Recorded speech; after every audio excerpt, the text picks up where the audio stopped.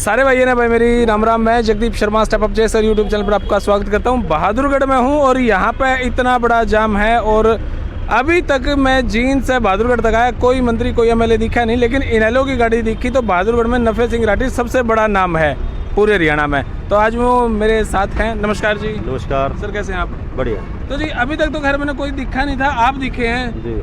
आपका क्या कहना है इस आंदोलन के बारे में? ये बहादुरगढ़ में मेरे हिसाब से 5000 से ज़्यादा ट्रैक्टर ट्रॉली और गाड़ियाँ इनकी हैं, किसानों की। जी। चारों तरफ जाम ही जाम लग रहा है। तो मैं वहाँ तक बॉर्डर तक गया था जी। अब 3 किलोमीटर दूर खड़े हम, इससे भी दोनों साइड में 2-3 किलोमीटर और भी जाम लग रहे हैं। बिल्कुल। तो दिल्ली पुलिस के अधिकारियों से भी मेरी बात हुई है। जी। डीपीसी लेवल डीसीपी लेवल के अधिकारी थे वहाँ बॉर्डर पे। जी। तो उनसे भी मैंने रिक्वेस्ट की कि भाई आप किसानों को जाने दो। लॉकडाउन में सरकार जब इस किस्म के भयंकर कानून बनावेगी तो क्या आवाज़ उठाने का अधिकार भी नहीं है क्या देश की जनता का? तो उन्होंने कहा कि जी हमारे पास ऊपर से आदेश आए हैं कि हम इनको जाने देंगे, इनसे बात कर लो आप।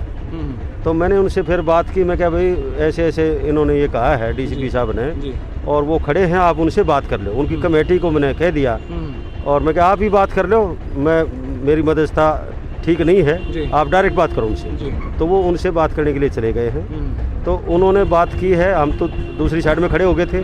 उन्होंने बात की है तो उन्होंने कहा भाई हम अपने किसान नेताओं से बात करेंगे, उसके बाद में फैसला लेंगे। लेकिन डीसीपी साहब दिल्ली पुलिस के थे, उनको मैंने कहा भाई इनके 5 बंदे आपने गिरफ्तार कर रखे हैं, पहले तो वो छोड़ो और फिर इनको जाने दो आप। इनके यहाँ पीने का पानी भी नहीं है प्रशासन की तरफ से, तो कोई प्रबंध नहीं है। हाँ, मैं पीने के पानी की दिक्कत थी, मैंने कम से कम भी 100 जगह पूछा होगा रास्ते में कि भाई कोई दिक्कत हो तो मेरा नंबर देखा है मुझे, सबको टेलीफोन नंबर भी जहाँ मैं रुका, और पैदल ही गया हूँ सारे।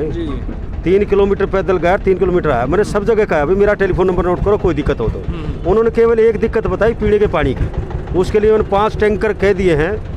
तो अभी वो आने वाले हैं यहाँ धरना स्थल पर। हाँ, दो टैंकर जाली है। तो पीने के पानी की समस्या का हम निदान कराएंगे, और भी कोई समस्या किसानों की होगी एक समस्या मदद करेंगे। लगी जी, जब ये ट्रैक्टर ट्राली चलन की एवरेज तो होती नहीं, और जो हाईवे पे जितने पेट्रोल हैं सारे देने से मना कर रहे हैं, इस बारे में क्या कुछ? सरकार ने आदेश दिए हैं कि कोई भी पेट्रोल डीजल नहीं देगा किसानों को। ये तानाशाही है सरकार की, और बल्कि मैं तो ये कहूँगा कि अघोषित इमरजेंसी है। क्या किसान इन्होंने लॉकडाउन में कानून बना दिए, लॉकडाउन में कानून, और जब हम कहते हैं भाई ये कानून गलत है, किसान कहता है कानून गलत है, किसान को मारने के कानून है ये, बल्कि किसान को भी मारने के नहीं है, पूरे देश के लोगों को मारने के कानून है। इस किस्म के कानून बना रहे हैं। अगर किसान ऑब्जेक्शन नहीं करेगा तो किसान मर गया। कोरोना मारो या ना मारो, ये कानून मारेंगे किसान को। इसलिए किसान इकट्ठे होकर के विरोध प्रदर्शन करने के लिए दिल्ली में जा रहे थे, दिल्ली जाने नहीं देती सरकार। अच्छा, अब खुला फिर रास्ता इनका या क्या कुछ, कब तक पता चलेगा इस बारे में? देखो, वो अभी मैं वहीं से आया हूँ, उनकी मैंने बात तो करवा दी, लेकिन मैं उस बातचीत में इसलिए शामिल नहीं हुआ कि मैं एक पॉलिटिकल पार्टी का स्टेट प्रेसिडेंट हूँ। तो मैंने उनसे बात करके उनके डीसीपी साहब से और अधिकारियों से, तो उन्होंने कहा जी हम तैयार हैं। मैंने कहा भाई 5 आदमी उनके छोड़ दो जो पकड़े थे आप। उन्होंने कहा जी हमने 5 आदमी छोड़ दिए। ठीक है। हाँ, इनके हैंड ओवर कर दिया, आप बेशक जाके पूछो। मैं कहा यार कईयों ने मेरे को कहा कि नहीं छोड़े, बोले नहीं छोड़ दिए।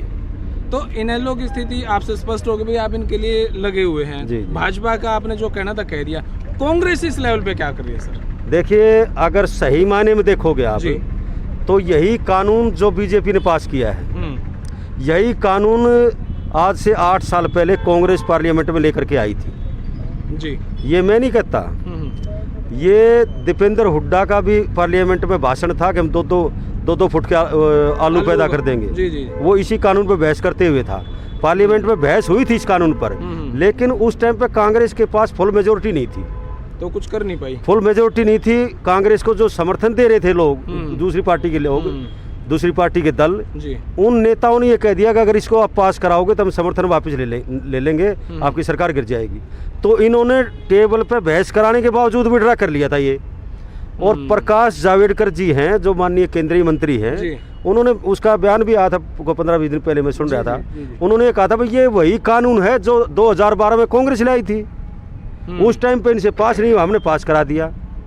तो ये कांग्रेस और बीजेपी एक ही थैली के चट्टे बट्टे हैं, किसानों को मारने पर तुले हुए हैं। जी। ये वही तो कानून है।